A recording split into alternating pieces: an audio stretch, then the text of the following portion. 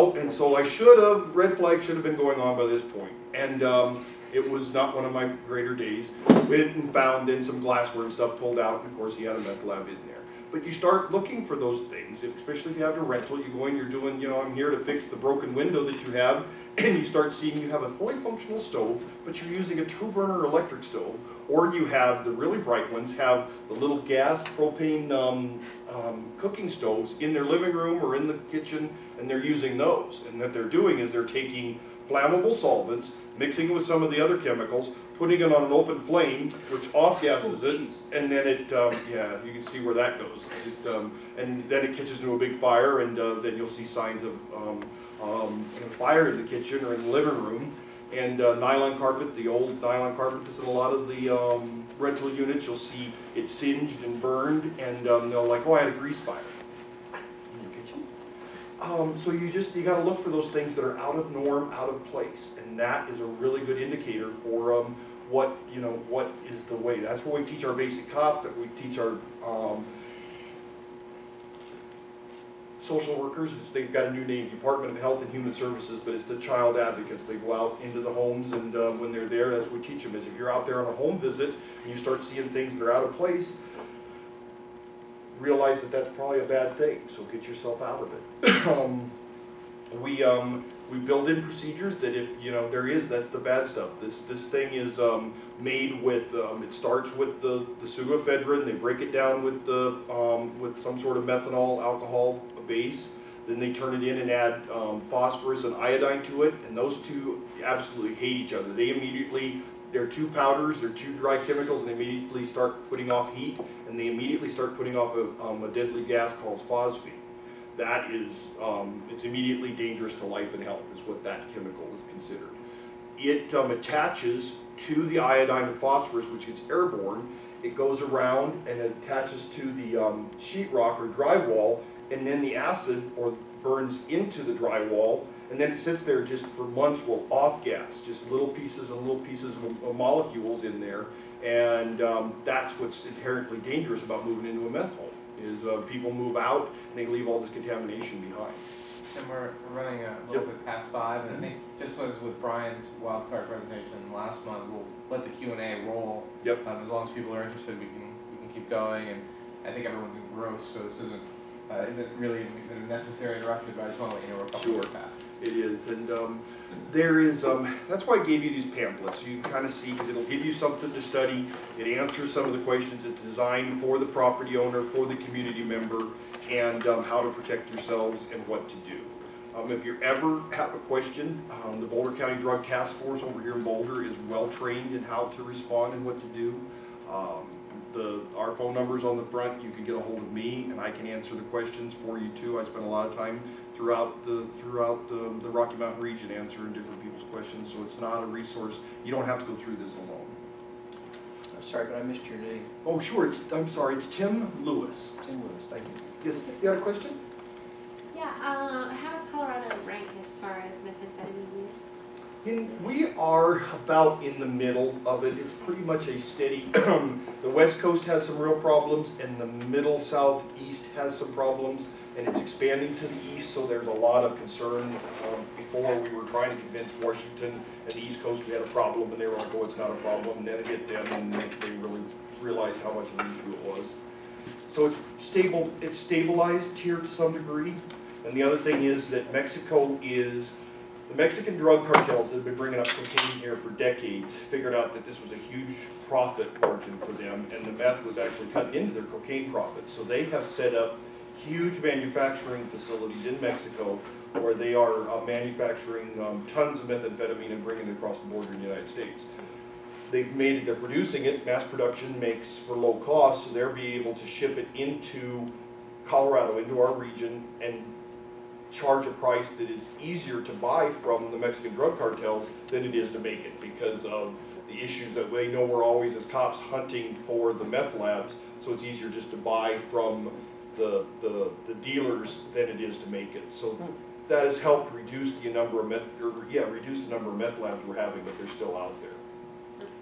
So, yes, I have two questions. My first one is, where did it get started, meth? Meth has been around. It started in China. They developed gunpowder and spaghetti and a few other things, and in that same process, they were messing around with herbs. And the ephedra herb, they were working with it, and it changed it from an organic compound into into a stimulant.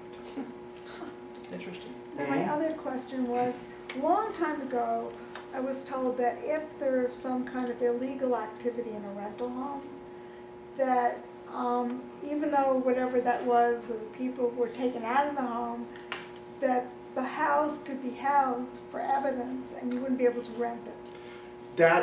We don't do that because we're trying not to penalize the property owners, the third-party property owners. We will work with you and notify you, and Boulder has it, and so does Longmont, so does Boulder County, has resources to help property owners that aren't good at being property managers or doing rental contracts and holding people and doing good screening. You know, the guy that comes in and doesn't present real well, you still rent them the property. You know, so they work with them to build safety procedures into your rentals. Oh, so there are things in the contract that you can do to there are help mitigate? It is. It's a lot of times you can. I'll come back to you in a question. That you can request background checks. That's a huge one. You know, if the guy comes in and has, or the girl comes in this day and age, girl comes in and they have 3 felony convictions in the last 10 years, probably that's, you know, maybe not a good bet for your rental property. And we're hoping for rehabilitation, but our rehabilitation rate is not as good as we'd like it. So there's the credit checks are a big one.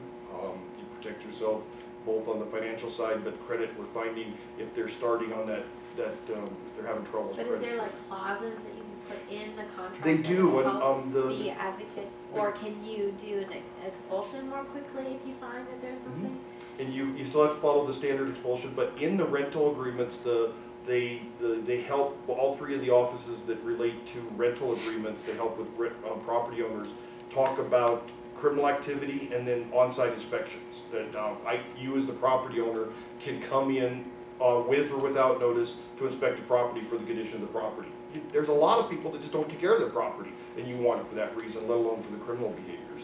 And let me step in with an additional tidbit. A few years ago, Oliver Frescona was giving a class, and we touched on how to get a renter out of your property. And he said point blank, your fastest way to get them out is give them an economic incentive to leave the property. Pay It's them cheaper to buy them out than it is to go through all the legal Yes. asks. But Because they'll stop paying rent for the months that you're dealing with And expulsion. then you've got to pay for the mitigation of the. You're going to have to pay for that anyway, so you might as well pay to get them out. Try to get them out fast. I did that once. I rented to somebody who was an alcoholic, but I didn't know they were an alcoholic. And I forget why I knew something was up, but I figured out something was up. And I think I called his work, and he wasn't there anymore. And I asked why, and for some reason at that time, they were willing to say, well, he has a problem or something. So I went and talked to him, and I could tell something was going on. And I said, listen, I'd like you to leave, and if you do leave in the next one day, 24 hours, I will give you all of your security deposit back. And he did. Yep. And he needed money, so it was another reason, because he just lost his job.